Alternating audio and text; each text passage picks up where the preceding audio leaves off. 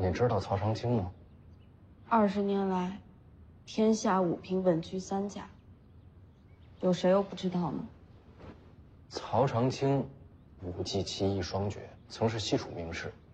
西楚亡国黎阳一统之后，曾刺杀黎阳朝重臣不下20余人，3次入京，2次杀入皇宫，面对2朝天子。最近的一次，离当朝皇帝只差50步，最后终究没杀成。若不是人猫寒雕寺护驾，那回说不定真让曹长青取了天子首级。就算没有寒雕寺，也会有别的高手。这50步就是天堑。20余年围杀，曹长青安然无恙，天下前3，何等气魄！突然提起他做什么？曹长青为什么要杀皇帝？或许，他也有家人和朋友，在亡国之战被杀。又或许他心怀故国，想为故人复仇。那又怎么样？若是如此，他或许能护你周全。你要赶我走？我仔细想过，徐骁为了北凉无所不用其极，你的身份或许是他的筹码。所以你就要送我走？只是一说，曹长青行踪不定，哪那么容易遇见？就算遇见了，我也不走。为什么？谁知道他是什么样的人？或许他是个只会杀人的疯子。曹长青素有曹青衣之名，一袭青衣，雅气风流，怎会是疯子？那万一他保护我要收费呢？我这么穷，我可不走。待在我身边危险。我才不怕，我有神符。你不是借给李前辈了吗？那我也不走，谁知道你又有什么诡计啊？就算要走，我也得先杀了你，才走蓝心。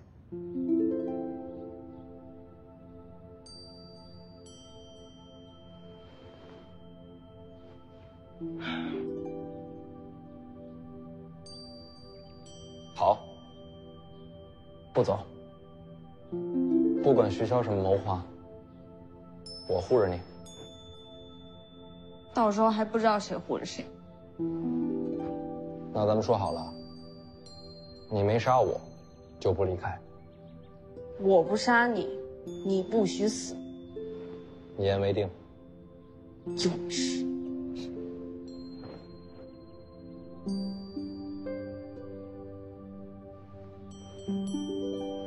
东西搬到后面车上。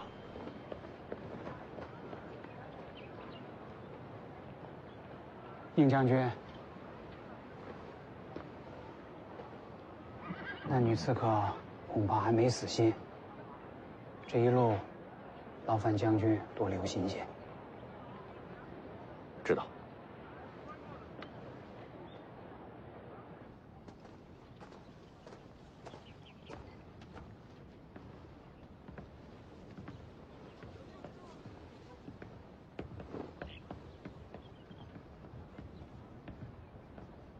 怎么穿的这么少？今天不觉着凉。今日报国寺聚集了江南文坛半数才子，想好怎么斗嘴了？真要变难或许不行，捣乱还不容易吗？前辈，有何不？卢家其他不行，周好的不错。不用了。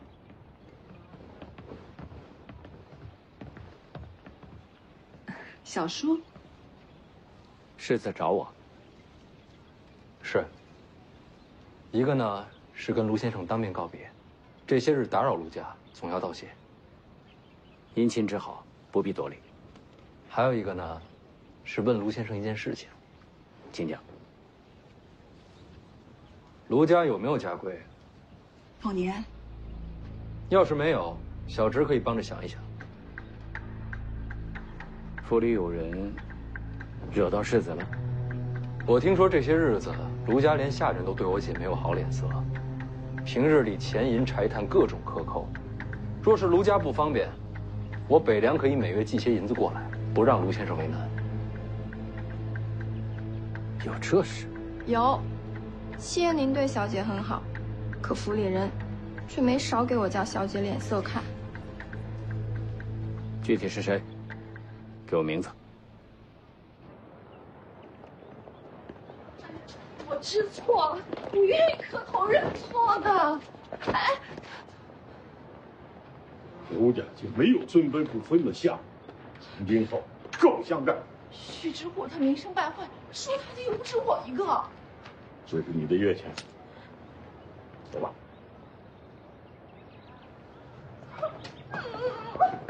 他这是对大小姐不敬啊！要不要我去？世子行事自有准则，别自作主张。当我没说。不管其他人怎么说，你是我卢家的儿媳，再遇到这种事情，直接告诉我。小叔平日对我多有照顾，我心里明白。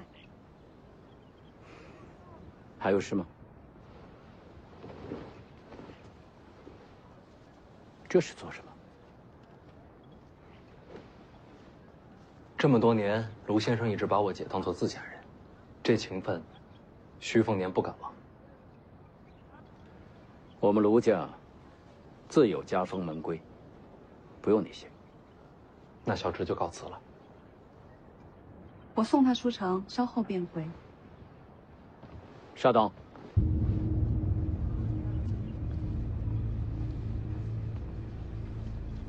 初见面时，晚辈便说过，愿领教剑神的两袖青蛇。世子入住府内，若要动手，没有了待客之道。如今前辈要走，不知晚辈是否有幸与前辈切磋？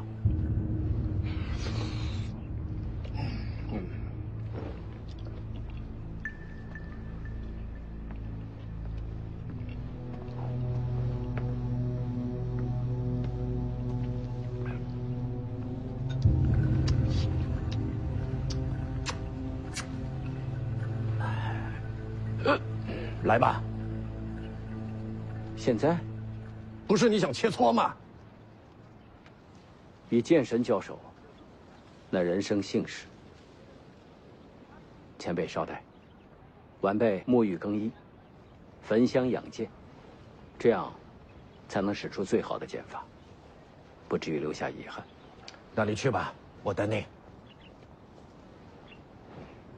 喂，还有何事？你这沐浴焚香的得有一会儿吧？是。再给我弄碗粥。啊？切日咸淡行不？好。哎，要不先走吧，打完了我就赶上来。我们在城外报国寺等你。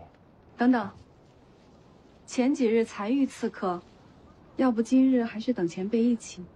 那是偷袭，如今我们早有防备，和姑娘不会有机会。再说了，报国寺离阳城不远，又是文坛集会，刺杀也不会选现在。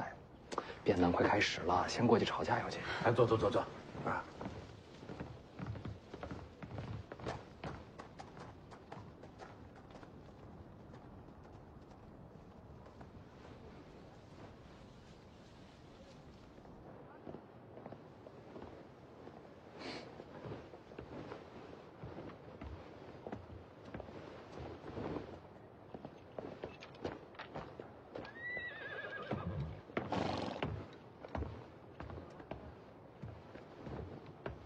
李前辈呢？咱们先出发，报国寺会合。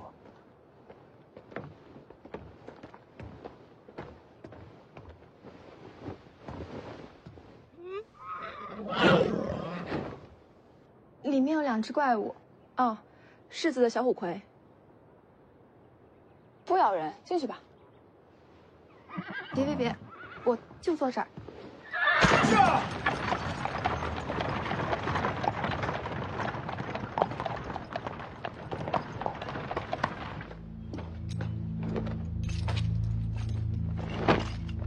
绕北门出城，快马赶往报国寺，撤！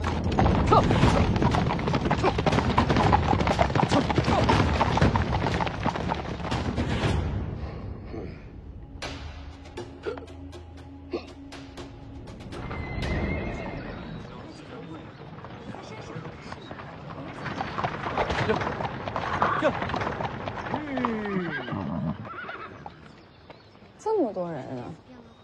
往常文坛集会也都这样。寺内清谈乃是雅士，最多带些丫鬟、侍女，其余下人仆役都等在此处，免得扰了文人的闲情雅致。隔道墙就想隔掉人间烟火？文人清谈都这习惯，我们进去吧。稍等一下。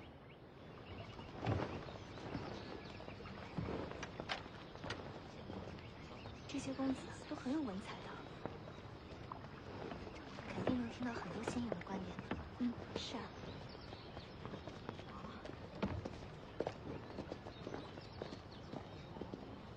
世子，没事吧？一路出城，没人跟踪，可算出城了。你们跟我一块进报国寺，这儿人多眼杂，卢家的人不参与变难，寺里反而安全些。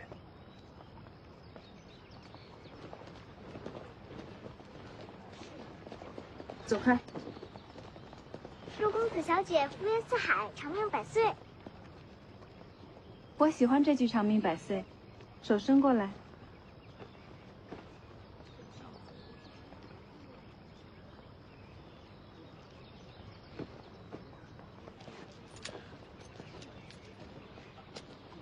收好。谢谢。寺里后院池子里有瓜，瓜。寺里准备免费给朱四公子解渴，很甜的，你们去试试。好，谢谢你。走，进去吃瓜。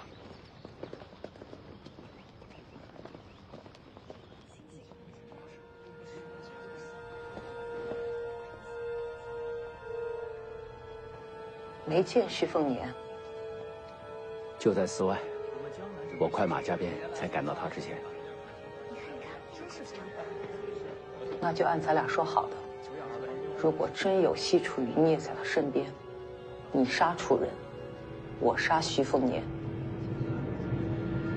等着看结果吧。你用白虎脸的刀切瓜，他又没在。你来。待会儿给他拿2个带回去就行。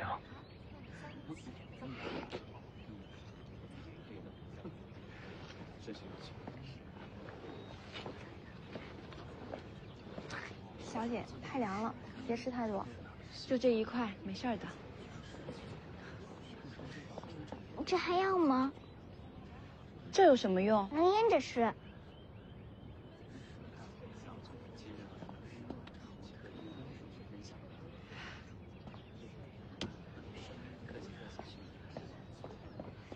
他不会拿的。那些瓜是给文人雅士准备的，他若拿了会被赶出寺去。他是个可怜的孩子，以乞讨为生，家里还有个瘫痪在床的爷爷。若不是这个孩子，老人家熬不过上个冬天。这寺里的和尚见他可怜，才默许他入寺乞讨。你认识他？我教过他认字。家里都这样了，认字有什么用？读书认字才能明理通识。命运若苦，唯有自救，才有一线生机。你怎么不吃瓜？我也不能吃。瓜不是给文人的吗？我不是文人。那你是什么？穷酸。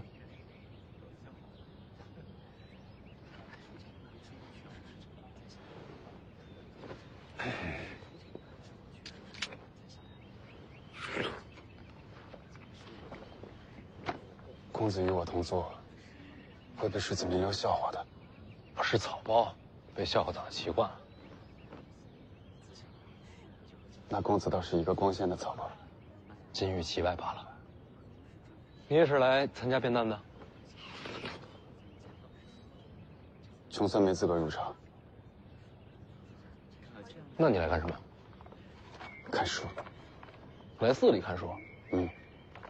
那些文人雅士常给寺里送钱，偶尔也捐书。我来的多了，便能找和尚借几本看看。为什么要给寺里送钱？求财、求运、求姻缘。不像书里求，倒像寺里求。孔子，请看水池里。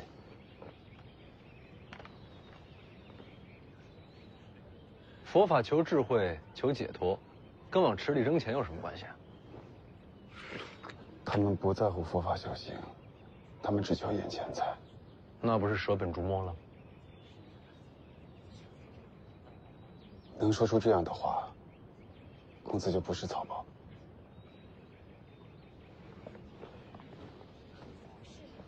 阿弥陀。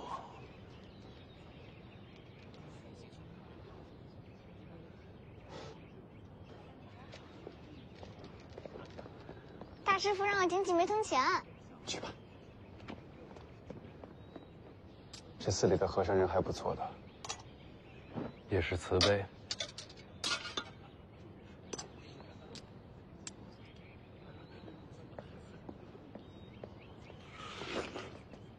小姐说变难快要开始了，该过去了。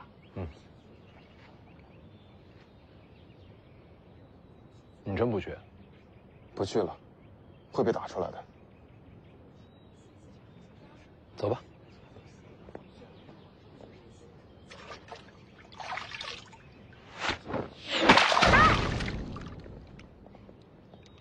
小贱种，谁让你来捡许愿钱的？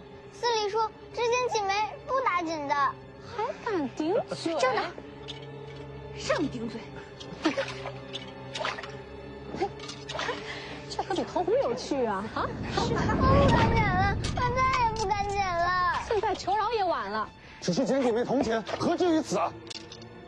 你又是哪来的寒门猪狗？陈哥哥，没事的，我不疼。砸到你了吧？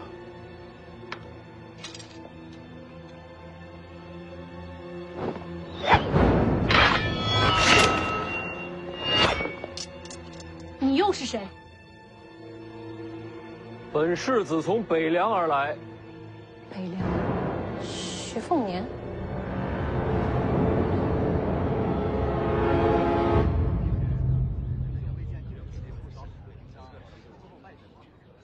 他没来，他应该已经在寺里了。那他为什么不来变难？今日报国寺，还有什么比这个更重要？在场都瞧见了，你偷袭本世子，图谋不轨，我无奈之下只好拔刀反抗。我砸的是他们俩，还信口雌黄。知青坛变难，全江南文士汇聚此地，你怎敢行凶？就不怕国法吗？你知不知道琉璃瓶死在我手里啊？就是他呀！这么多天了，府衙也不找人，我想这是江南太好客，我多杀一个也无妨。这和好客有什么关系？不可！你要救他？你能杀了他全家吗？杀了他，你可以扬长而去，但这丫头走不了。对方家族不敢报复你，可他怎么办？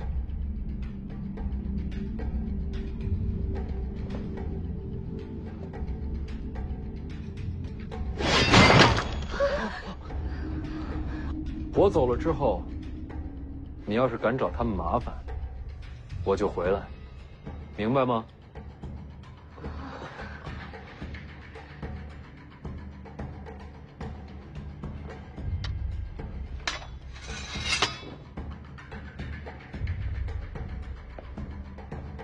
贵姓？在下陈希亮。陈希亮，你知不知道今天变难的题目是什么？王霸之变。何为王？何为霸？以德行人者王，以利假人者霸。既然知道，敢不敢与众人变难？我陪你去那边院子，谁要说你没资格，我手里有刀。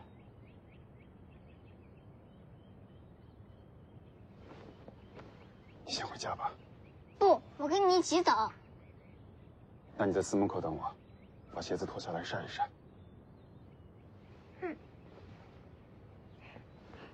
去吧。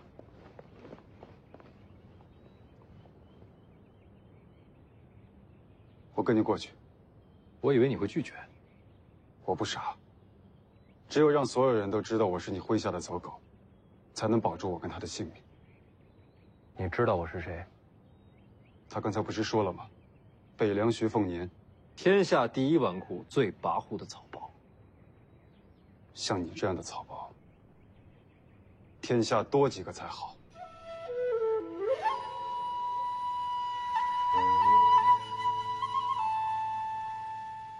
王道立于德，霸道求于利。霸者虽能辟田野，食仓廪，终是以利服人。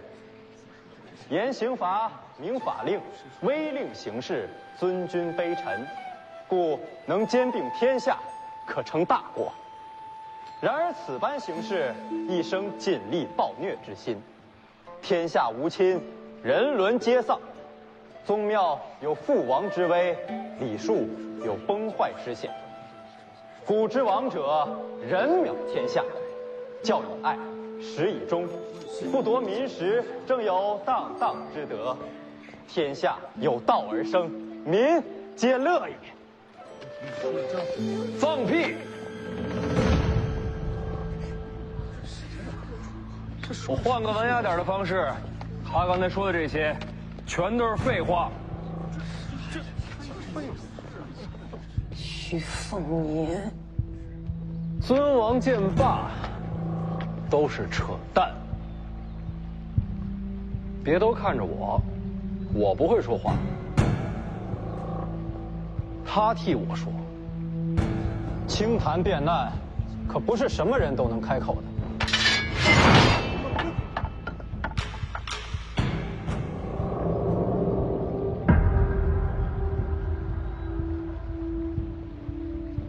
你说你的，谁不让你开口，我就不让他开口。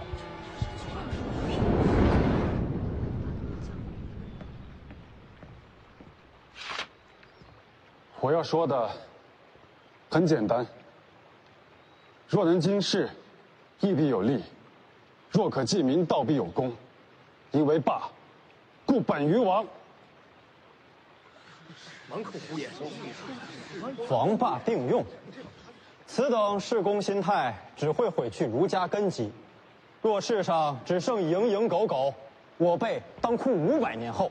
若不能固利，不能济民，哭500年又有何益？当下百姓食不果腹，他们该向谁哭去？荒悖之论，鄙俗之言，这还算什么清谈变难？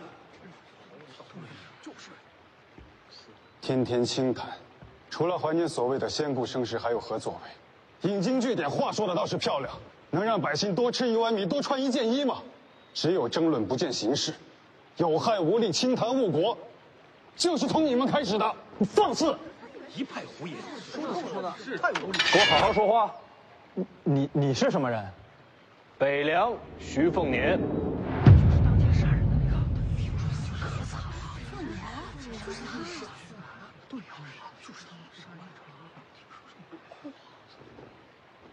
一个个话说的听不懂，看见刀倒是知道害怕。你接着说。我找了些当年灭楚的老兵，让他们看看徐凤年身后的那些女子。不用了。你怕了？国战未起时，我去过楚国王都，曾见过楚国王妃，这张脸和当年王妃几乎一样。是楚国公主？应该是。你家族兄就是死于楚国王室之手。没错。那你还犹豫什么？还不赶紧动手！你杀楚国公主，我杀徐凤年。你以为卢家会为了你去得罪北凉吗？你不敢复仇了？你什么意思？我要是杀了楚国余孽，或许会激怒徐凤年，到时候我就把你交出去，用来平息北凉怒火。卢家绵延至今，靠的不仅仅是有仇必报，也要学会和光同尘。你背信弃义，都手了。所谓义利，未必就是背驰之道，单纯求得不明律法，只会让天下大乱。你们追崇远古之事，可沧海桑田，人心早已不古。所谓王道者，冥冥无声，那还不如官吏施政清明来的有效。这，就是北凉的处世之道吗？我觉得他说的挺好。世子，这是想和天下读书人为敌呀！别老往大里说，江南不是天下，你们也代表不了读书人。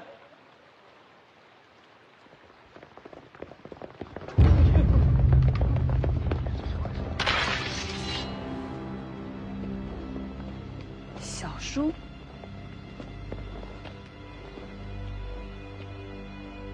这是琉璃亭的遗孀，她借报国寺清谈，是为了刺杀世子，我替世子把她擒获了。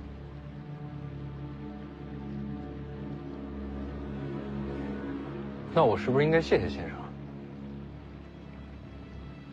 诸位，后院稍后，事后卢家自会赔罪。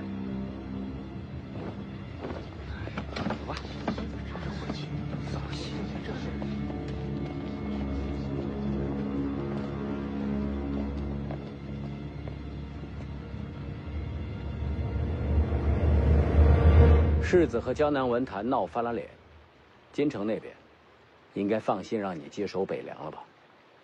大事做完了，该聊聊小事了。怎么算小事？国运是大事，家仇是小事。他是谁？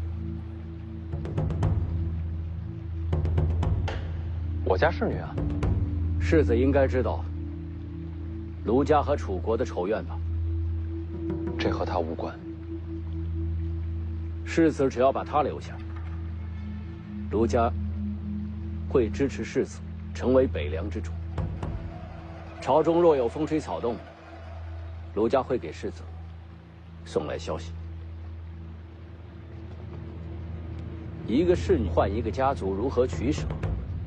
世子应该不难选择吧？是不难，我不换。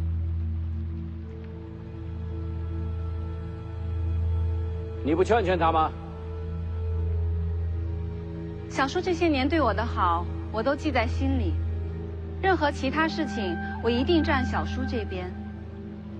唯独凤年的选择，我从来不劝。他选择什么，我就支持什么，不然怎么算得上姐弟呢？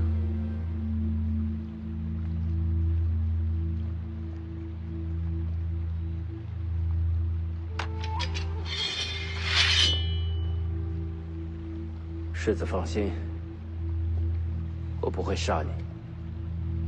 把他拿下，我会亲自送你离开。我大概不是你的对手。世子只要把路让开，卢家会给你补偿。我也劝你一句，你敢动他，我会穷尽一生毁掉卢家，说到做到。当年灭楚之战，卢家是死了一个嫡长子，但为这一个人，换家族覆灭，值得吗？当年要不是族兄，我这条命就没了。我明白了，那就战吧。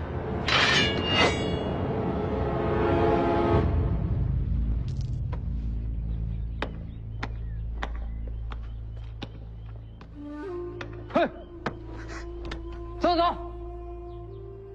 怎么？你也想进去变难啊？我等人。走开！我答应陈哥哥在这等他的。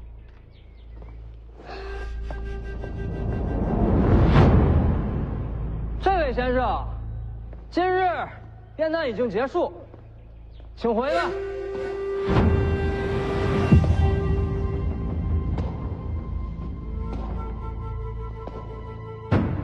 拦住他！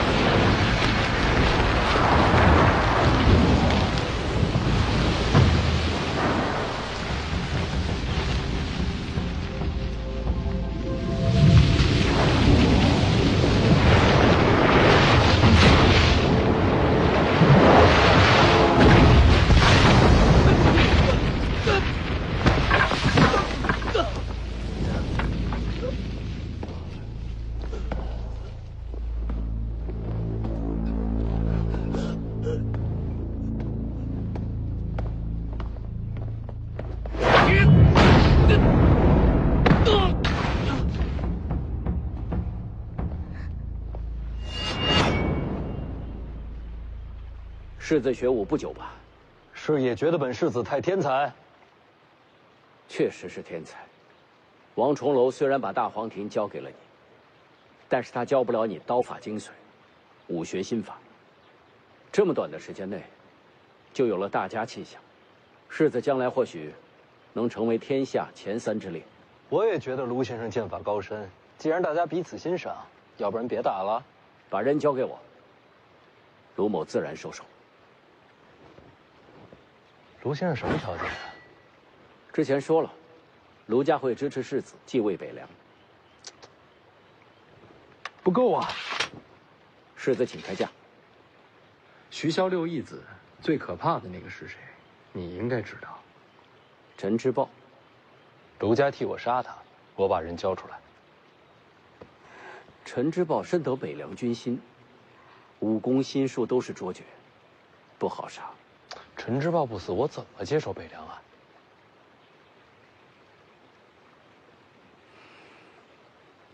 好，我答应你。最好立个字据。卢先生可带了纸笔？寺内有。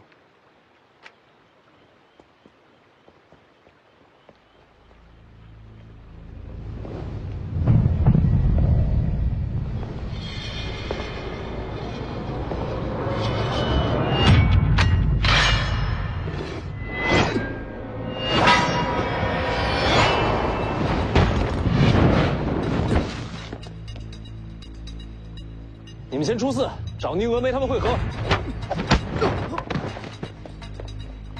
报国寺被围了，出不去。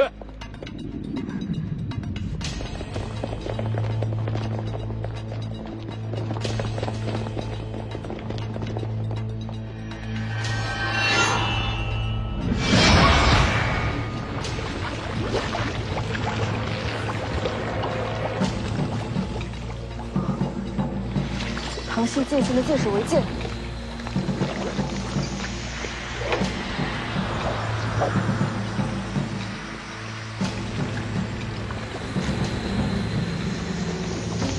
我还以为这外号说的是铸剑之术，既是铸剑之术，也是用剑之法。世子放心，不会伤害你的性命。世子。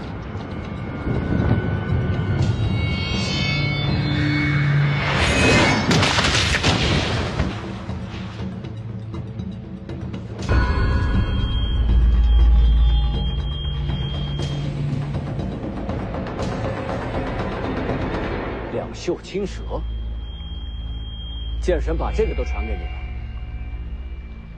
才入门，这也是你的极限了吧？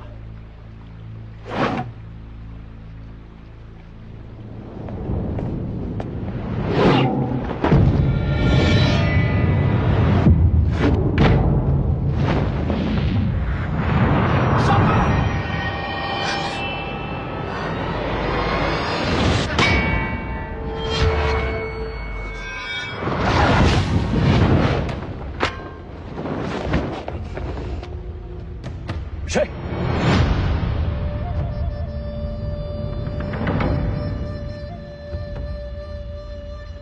卢家私事，外人请勿插手。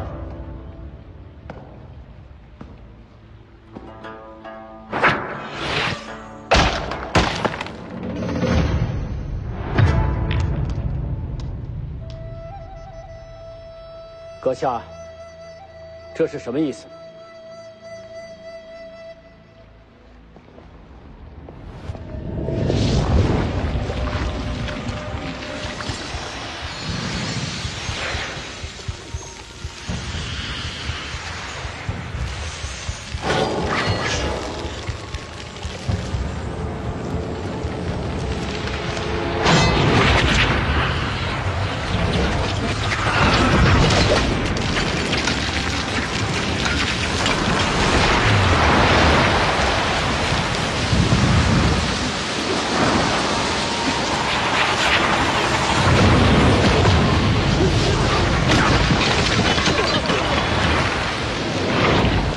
向左一步，长剑横掌。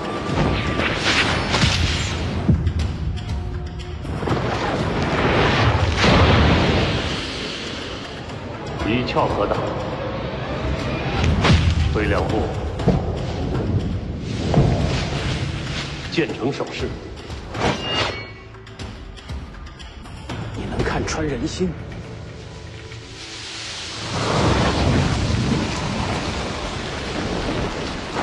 直刺，周剑横挡。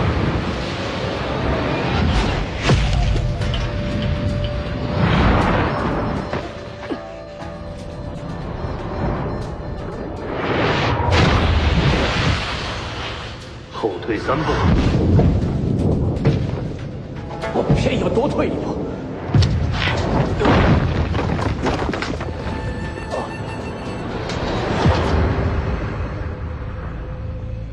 我不会读人心，我只是说出了最佳的应对方案。是你自己非要多退一步。你扔出那颗石子的时候，就已经算好了我最后落败的这一步。 人心如炬，官子无敌。你是曹长青。我记得你那族兄，当年他就是死在了楚人的手里。如今我被你杀，也算是有始有终了。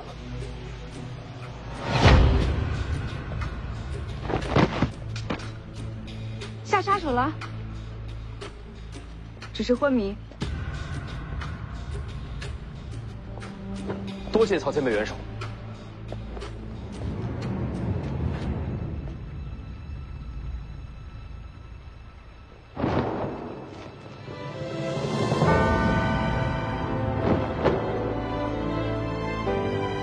西楚罪臣曹长青，参见公主殿下。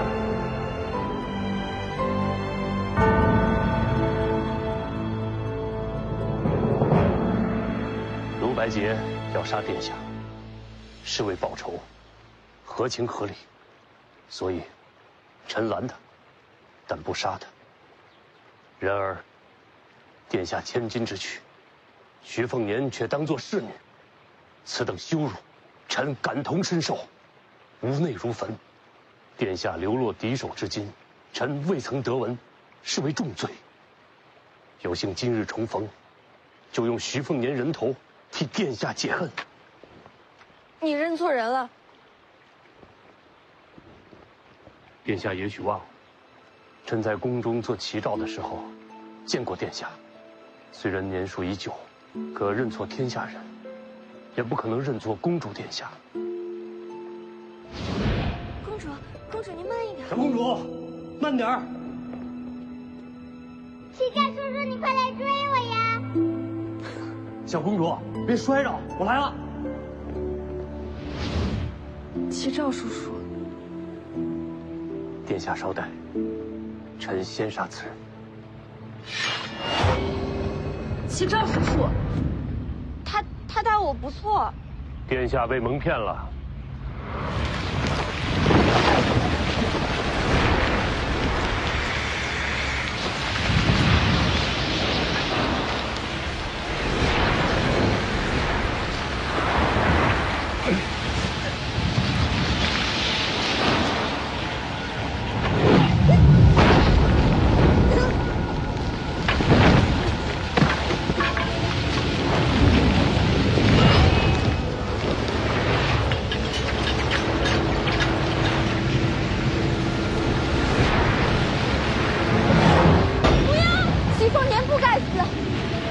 你不该在这里。你认识我？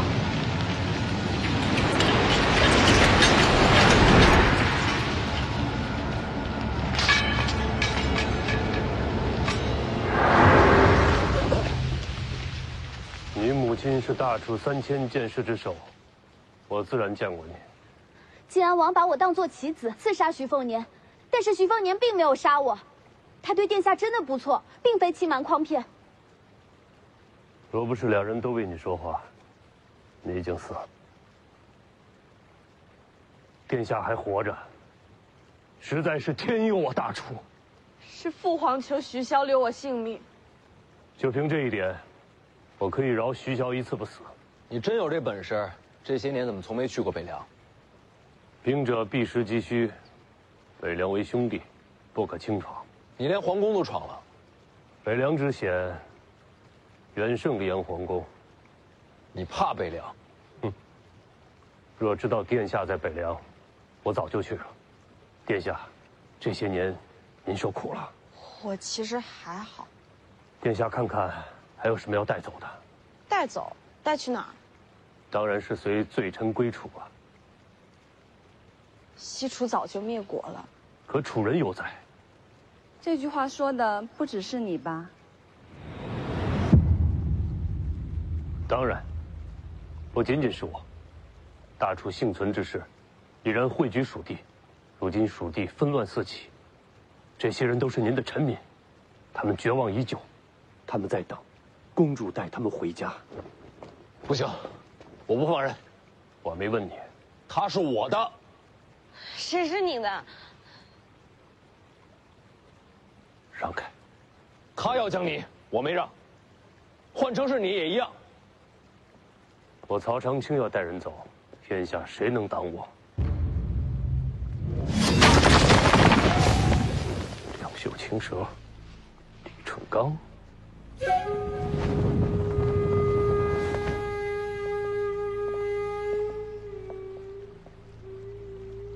我知道自己叫什么名字，不用你说。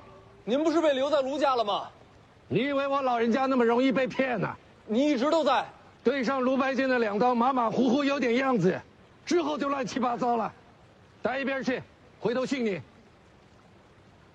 今天就算是王先知亲临，也休想拦我。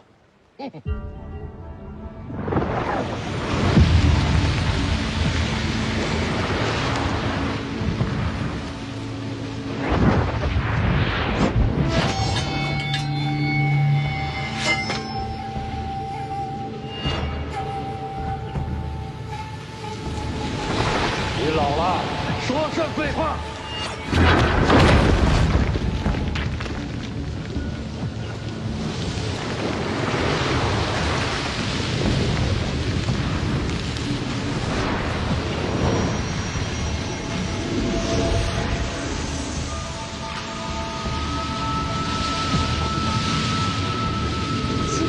齐赵叔叔，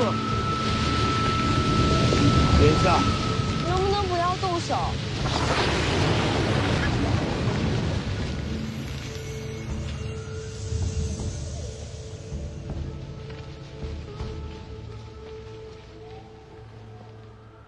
曹长青，听凭殿下吩咐。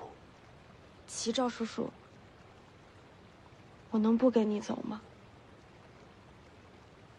公主殿下，如果您留下，只能是一个侍女。这样的身份，他会娶你吗？我没说要嫁他。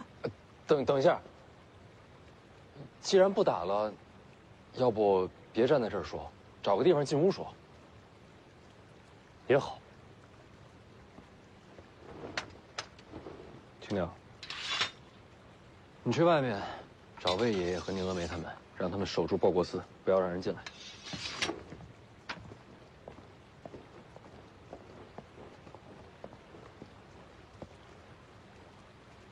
我死之后，请世子放过4万那个小丫头。你为何会死啊？曹长青现身，蜀地乱局将起，天大的事情都被我听到了。我若不死，天理难容。其实你还有一个选择，如果你投入北凉麾下，就不用死了。我若走了，那小姑娘就没人照顾了。把她一起带去北凉。她爷爷瘫痪，加上重病，无法远行，所以老人家去世之前，我不能离开扬州。没关系，你可以留下照顾她。留下？拿着，这些钱可以给老人治病，等老人病好些，雇辆马车一起来北凉。你的意思是让我走？没架打，你留着也没热闹看。你就不怕我传扬出去吗？我要用你，就会信你。陈希亮，见过主公，请主公在北凉等我。不管多久，北凉会等你。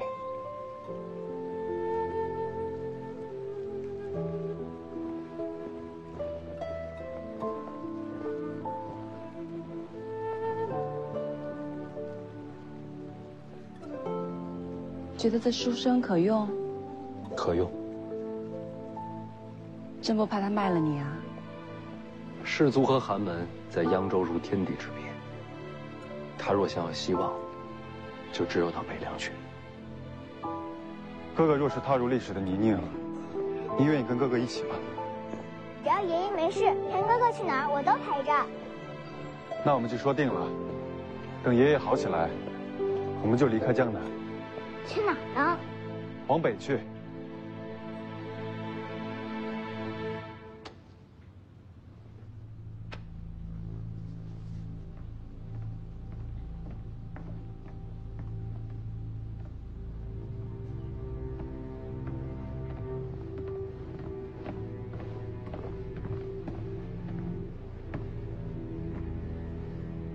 见过宰府。你来了。宰府相召，岂敢不来？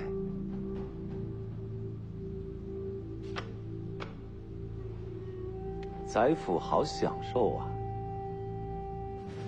啊，我不喜欢清贫养民那一套。我要让读书人看了心生羡慕，激发起他们往上爬的愿景。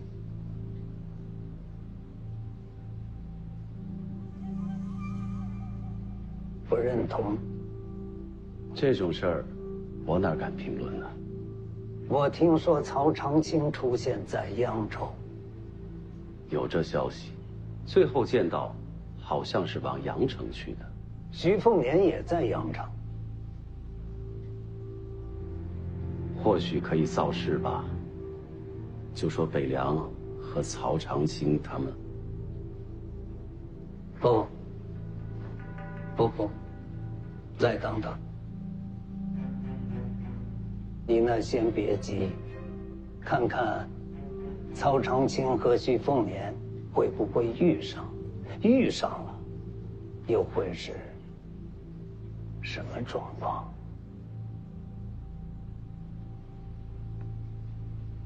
好，有消息，尽快的送过来。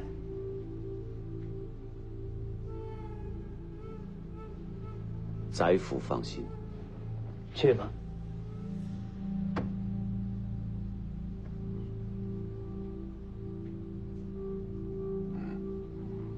宰府果然勤政啊，把公务都拿到家里办了。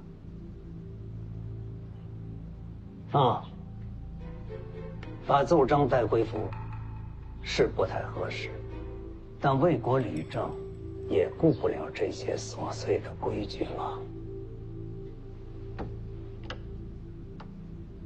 成大事不拘小节，宰府好气魄呀！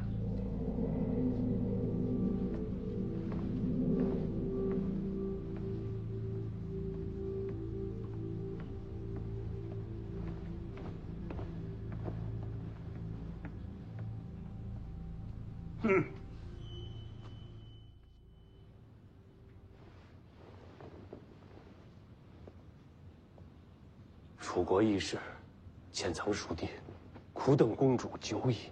徐凤年极有可能是下一任北凉王。黎阳皇室应该会送一个公主给他。北凉虽强，但终究臣属黎阳。江你走不走跟徐家有什么关系？公主若随我入蜀，便是民心所向。待聚拢旧部，便可重归西楚。而黎阳多一个外敌，北凉地位更加稳固。其次，成了楚国女王，你才能真正和徐凤年身份相当。我和他什么关系都没有。曹前辈，我能说两句吗？第一，养寇自重的事儿，我北凉不会做。第二，北凉秣马厉兵是为了守天下太平，从没有想过叛乱谋逆，让刀兵再起。如此迂腐单纯，怎么能做北凉王？世人命如草芥的大人物已经够多了，我偏要做一个有底线、会迂腐的北凉王。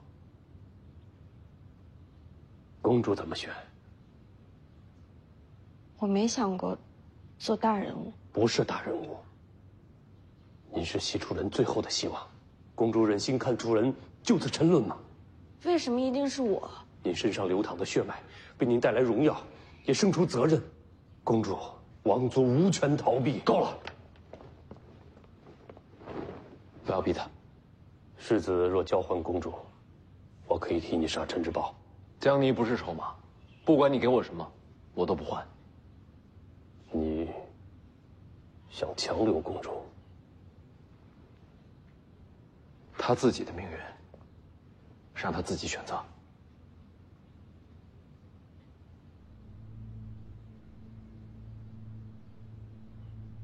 你想过回家吗？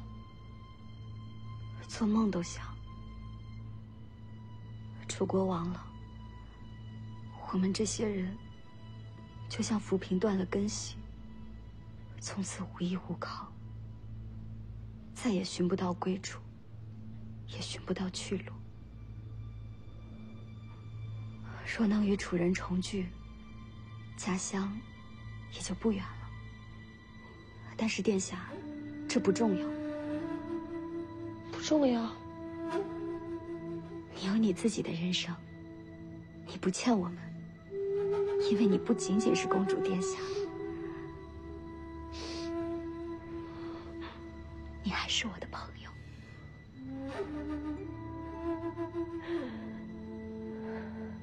公主，我尊重您的选择。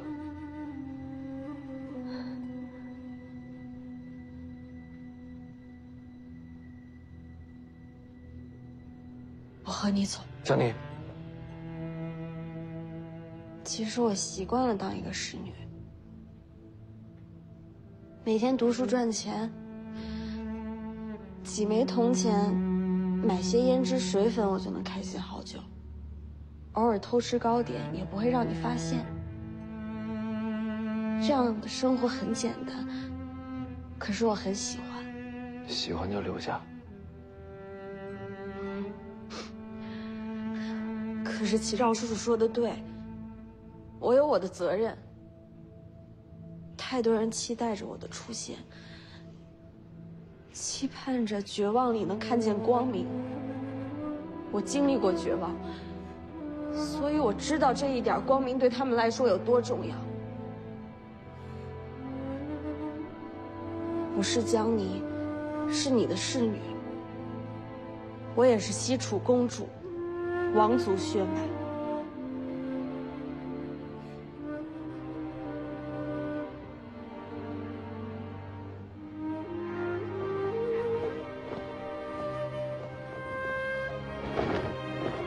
罪臣曹长青，民女于右威，拜见公主殿下。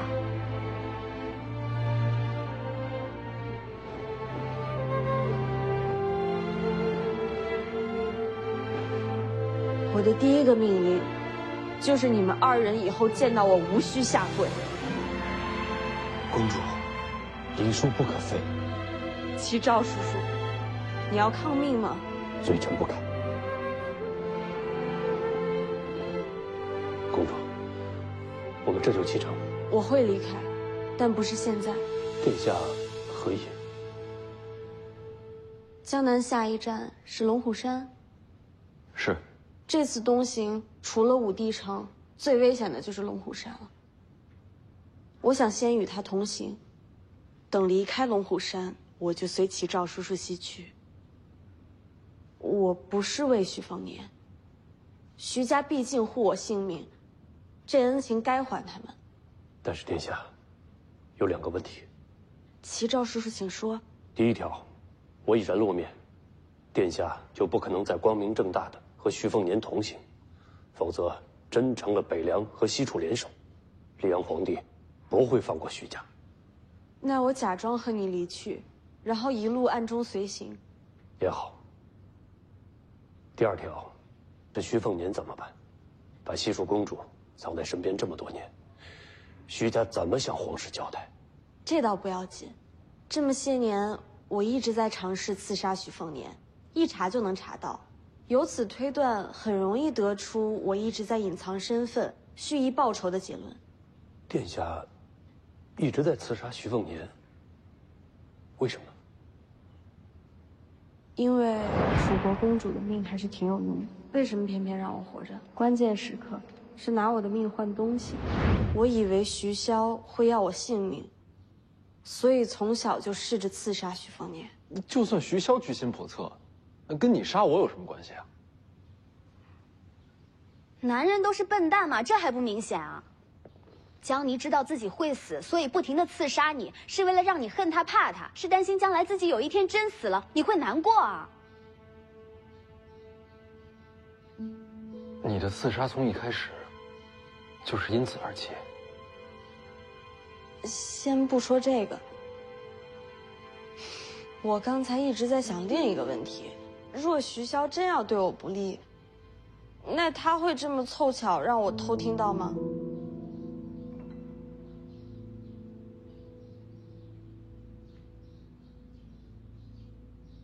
我觉得不会，我也觉得是。我觉得徐骁是故意让我听到这些话的。还有，我一次次刺杀他，真的能瞒过徐骁吗？他为什么不阻止我？你还记得你说的话吗？徐骁常说，为达目的不惜代价。这一行，你们二人恐怕就是代价。我一开始是以为徐骁会把你们交给卢家，可现在想想，齐赵叔叔出现，如果我们跟他走了，那这么多年的刺杀就恰巧为徐家打消了猜疑和隐患，有这么巧吗？因为有你们在，所以刚才他没杀我。我和于右威真正的作用，其实是在这里，而不在卢家。曹前辈，你为何会来阳城？我是为了殿下而来。你怎么知道江离在我身边？我不知道殿下是否还活着，但我找到了这个神符。对，神符是西楚重宝，我在路边的商贩手里发现了它，于是顺着线索，一路找到这里。神符不是在您手里吗？被人借走了。谁借的？王爷想借前辈一样东西。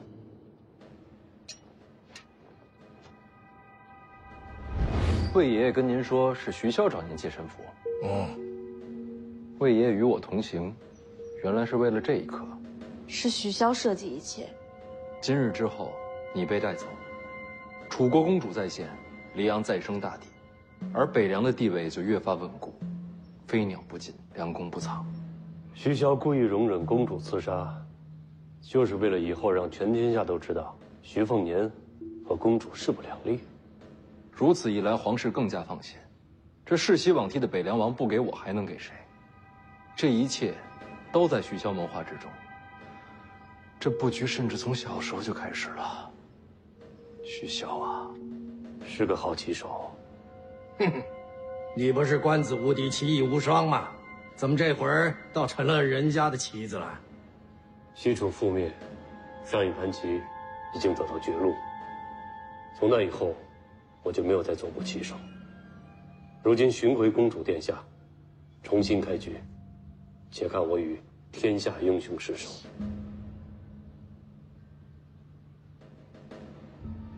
殿下，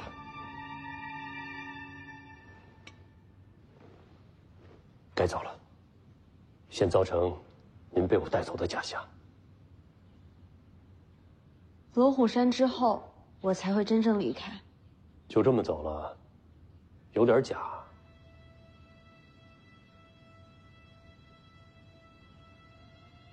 哎，想说什么就直说吧，我懒得猜这么话里藏话。既然遇到剑神，怎能不领教一番两袖青蛇呢？